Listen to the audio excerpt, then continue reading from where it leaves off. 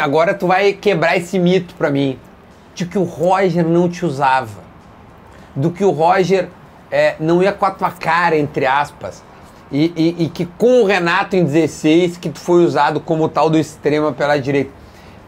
Tira esse mito, confirma o mito, explica o que aconteceu com o Ramiro, na passagem do Roger com o Ramiro ali. Na realidade, com o Roger eu rompi o cruzado, né?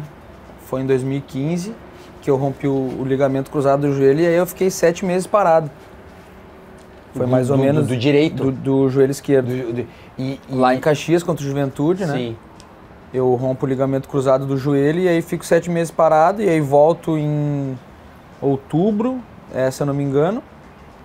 Cara, e aí naquele momento também, eu sou meio ruim de data, assim, Duda, eu vou te citar alguns momentos da passagem com o Roger, assim, que me marcaram bastante.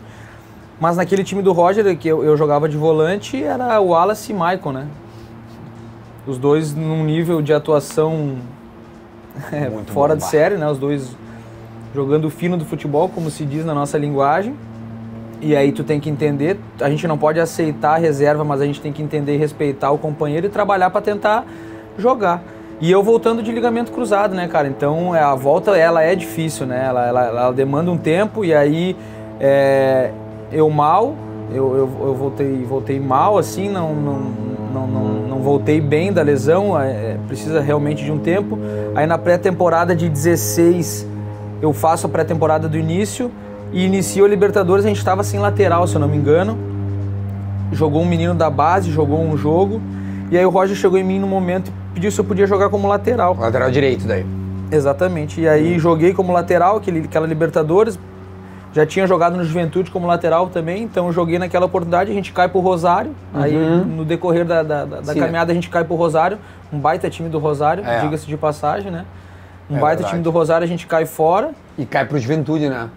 Cai fora pro Juventude no Gauchão e pro Rosário na Libertadores. E aí contrato o Edilson, e aí ali começa o Edilson a jogar no lateral, eu volto pro banco como volante, cara, e aí turbulência. Na minha carreira foi meu pior momento, talvez. Teve um momento que me marcou muito, aí o Roger já tinha saído, assumiu o James num jogo contra o Fluminense na Arena, e eu tô no banco e o James me chama pra entrar no jogo e o estádio inteiro me vai, assim.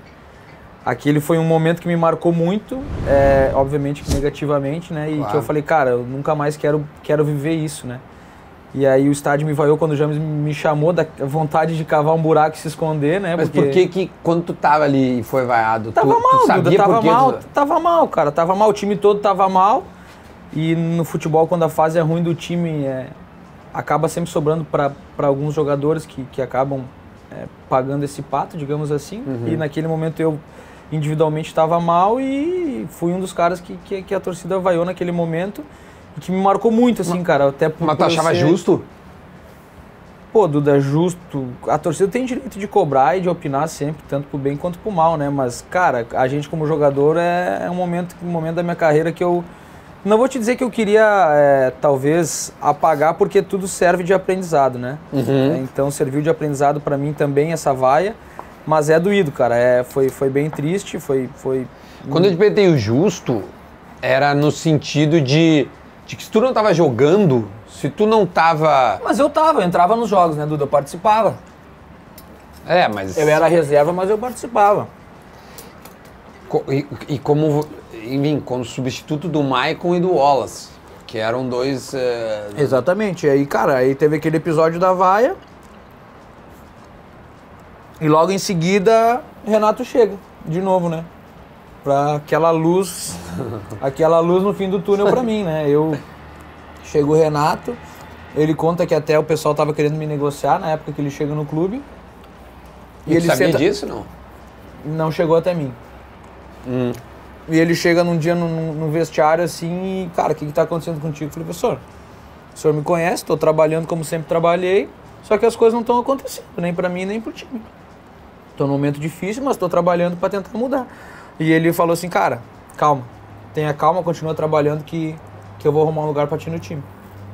Cara, e aí foi onde ele... já te conhecia, né? Já me conhecia meu trabalho, e aí foi onde ele abriu as portas pra mim numa posição que tinha perdido o Juliano, que ele queria que fizesse uma determinada função, E ele me colocou para jogar naquela função e aí foi quando o horizonte clareou. E aí começa a minha trajetória numa nova função, onde eu tive que me adaptar, porque eu ia te perguntar já da função. tinha jogado, mas fazia tempo que não tava ali, né? E, cara, quando se quer jogar, se dá um jeito, né?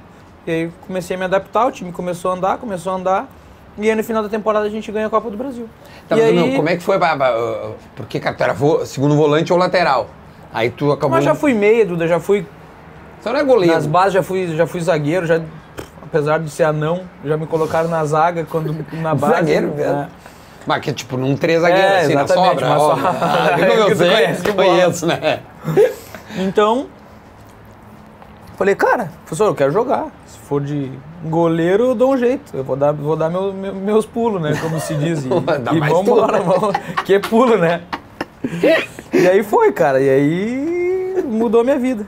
Mudou minha vida, mais uma vez, com a confiança do Renato, que me deu a oportunidade quando eu estava subindo profissional, e depois, no momento de dificuldade, foi ele que me impulsionou novamente. E aí, bom, o resto da história no Grêmio a gente conhece. E a gente quer falar da história. Só para fechar esse capítulo aí, a lesão, sem dúvida, é onde faz com que tu tenha esse momento turbulento, né? Porque, de repente, se tu não tem a lesão... Duda, acho que tudo soma, né? A lesão soma, o momento ruim do time soma, falta de confiança. Não existe um fator só para uma fase ruim, um momento ruim. Então, acho que são várias situações que fazem com que o momento do atleta não seja o melhor e ele passe por momentos difíceis, como na carreira de qualquer jogador. Mas o Roger, todo mundo que passou pelo assado, que treinou com o Roger, elogia ele pra caralho. Eu imagino que tu também tem essa... assim, Duda, eu acho que talvez pela fase que eu tava de ser muito jovem ainda e ter aprendido pouco, já tinha aprendido muito na base, né, mas de profissional, eu acho que foi um cara que me deu um start e um estalo, assim, de mudança, de conhecimento tático, técnico do futebol, assim, eu acho que foi, eu costumo dizer, foi o treinador que eu menos joguei na minha carreira, eu acho, até hoje, e foi o que eu mais aprendi, foi o que mais me ensinou, que trouxe conteúdo tanto para mim quanto para todo o nosso grupo, foi um cara que consome futebol 24 horas por dia. Então, naquele momento, foi um cara que agregou muito pra mim. Como eu falei, foi um cara que eu joguei muito pouco, mas foi um cara que agradeço muito ter aparecido na minha carreira porque me ensinou demais. E aí, com o Renato, tu já meio que contou como foi a conversa, né? Que ele veio, cara, calma, nós vamos entrar. E aquela Copa do Brasil, meu, que a gente viveu intensamente, nós gremistas, porque é 15 anos de um jejum de títulos muito grande. E aí tem... Aliás, Rafa, coloca na tela aí a foto do Ramirinho de camiseta do Grêmio. Coloca ele com a história ali. Não, sou gremista. E pior que é mesmo, tá aí a foto do Ramiro. Como é que foi, meu, a Copa do Brasil? Quando tu entende que aquele time pegou liga, já que tu tava no tempo no Grêmio e as coisas não estavam? E eu quero que tu faça paralelo, meu, do time que não engrena e do time que engrena. O que é essa diferença grandona? Cara, teve aquele jogo... essa Copa do Brasil teve alguns episódios marcantes, assim. Começou, acho, pelo Atlético Paranaense nos pênaltis, o lance do Marcelo, aquele, né? Que ele pega o pênalti no intervalo, e acho que, se eu não me engano, no primeiro tempo ele falha no gol.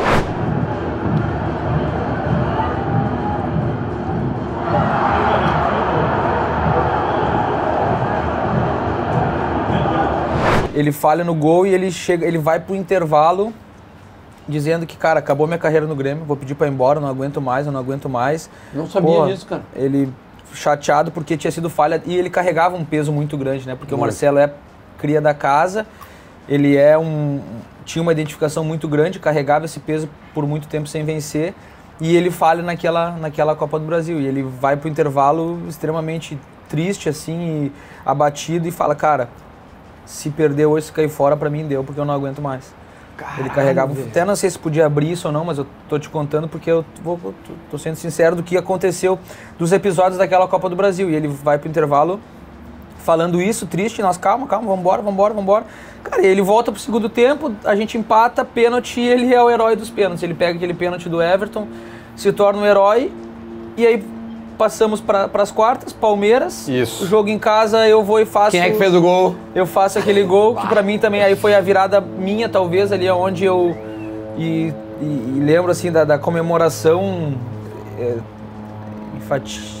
efusiva, assim, tipo assim, de Cheguei, sabe? Experiência do Douglas para jogadas como essa. Lá vem o Luan, cheio de malandragem. Douglas tocou lá na direita, boa bola. Ramiro bateu direto, golaço! Cara, um foguete, meu, porque é o gol por cobertura, né? Isso. E aí a gente tem aquela vitória de 2-1, aí o jogo da volta 1-1, gol do Cebolinha, nosso querido Cebolinha. Dá arrepio. Sempre entrava pra nos ajudar. Bah. E aí, cara, aí a semifinal e final, daí a gente jogou por música, como se diz, né? Daí eu acho que ali não deixou, mas acho que as oitavas e as quartas foram dois degraus que a gente passou de dificuldade, assim, que ali nos fortaleceu, e aí semifinal e final... Mas e quando o jogador sente que o negócio tá dando certo ali? No primeiro jogo da semifinal, né, Duda? Primeiro jogo da semifinal que a gente faz, né, no Mineirão ali tu fala, cara... Não vai. É nosso. E o grupo, muito foda. O grupo de parceiro, assim, o que a gente viveu ali, acho que é difícil se construir, a gente falava muito, e o que a gente tinha como parceria, como grupo ali, com certeza lapidou para que a gente, no final da história, ganhasse, né? Então, o fim da história foi de sucesso e não tinha como ser diferente. Não, é bizarro, meu.